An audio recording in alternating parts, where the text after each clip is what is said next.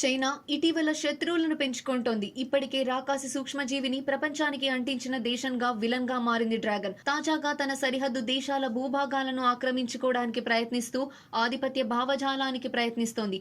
ఇదే ఇప్పుడు ఆ దేశంపై ఉన్న ఇమేజ్ ని మార్చివేసింది.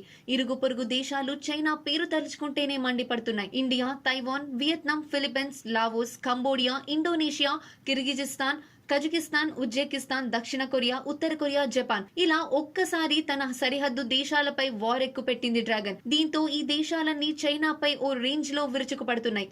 ఈ దేశాలలో ఒక దేశమైన ఉజ్బెకిస్తాన్ ఇండియాపై ఓ రేంజ్ లో ప్రశంసలు కురిపించింది. ప్రపంచానికే భారతదేశం ఆదర్శంగా మారిందని ప్రశంసలు కురిపించింది ఉజ్బెకిస్తాన్. రాకాసి సూక్ష్మజీవి ప్రపంచాన్ని వణికిస్తున్న సమయంలో ప్రపంచం మొత్తానికి మెడిసిన్ సరఫరా చేసి పేద దేశాల ప్రజలకి ఊహించని సాయం చేసిందని ఆకాశానికి ఎత్తింది. ప్రపంచాన్ని కరోనా వైరస్ వణికిస్తున్న సమయంలో ప్రపంచం మొత్తానికి భారత్ ఫార్మసీగా మారిందని Shanghai cooperation organisation secretary general Uzbekistan ఆరోగ్య శాఖ మంత్రి వాల్దిమర్ నోరోవ్ పొగడ్తలు గుప్పించారు. వైద్య చికిత్సలు, ఔషధాలపై ఇండియాకు ఎంతో అనుభవం ఉందని ఆయన కితాబిచ్చారు. ఇండియా ఇప్పటి వరకు 133 దేశాలకు కరోనా చికిత్సలో ఉపయోగపడే మందులను ఎగుమతి చేసిందని గుర్తు చేశారు. తన దేశంలో కేసులు పెరుగుతున్నా ఇండియా ఔషధాలను పంపిందని తెలిపారు. ఫార్మా, వైద్య రంగంలో ఓ మేజర్ పవర్ గా ఉన్న ఇండియా కరోనా విషయంలో బాధ్యతాయుతమైన దేశంగా ప్రవర్తించిందని, ఎస్సీఓ మిగతా సభ్య దేశాల నుంచి భారత్ కు మద్దతు లభిస్తుందని ఆయన అన్నారు.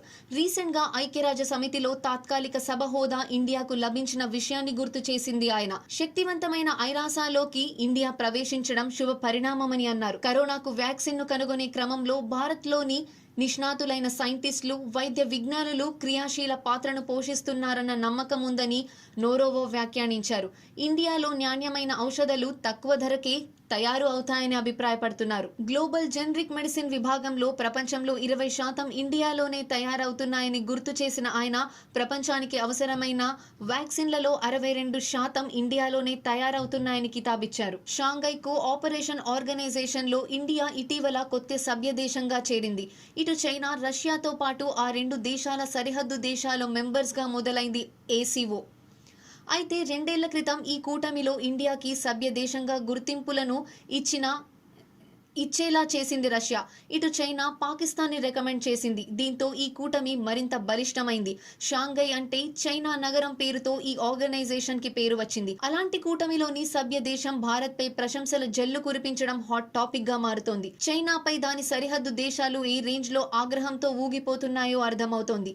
ఇటీవల గాల్వాన్ లోయలో జరిగిన ఘటనలో రష్యా ఇండియాకి మద్దతు ఇచ్చింది. భారత్ కి తాను సపోర్ట్ గా ఉంటానని ప్రకటించింది. ఇటు ఉజ్బెకిస్తాన్ సైతం భారత్ కే తన చెయ్యెత్తి జై కొట్టడం, అందులోనూ త్వరలోనే ఓఎస్సీ జరుగుతున్న నేపథ్యంలో ఇండియాపై ప్రశంసల జల్లు కురిపించడం అంటే చైనాకి నిజంగా బిగ్ షాక్. దీనిపై చైనా ఇంతవరకు రియాక్ట్ అవ్వలేదు.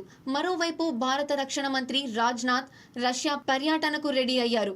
ఇది కూడా ఉజ్బెకిస్తాన్ ని ఇండియా వైపు చూసేలా చేసిందని చెబుతున్నారు విశ్లేషకులు. మరి భారత్ కి మద్దతు పెరుగుతున్న నేపథ్యంలో చైనా ఏం చేయనుందో చూడాలి. Hi, this is Anand Devarkonda. Please subscribe to Mirror TV. Hi, this is Arya.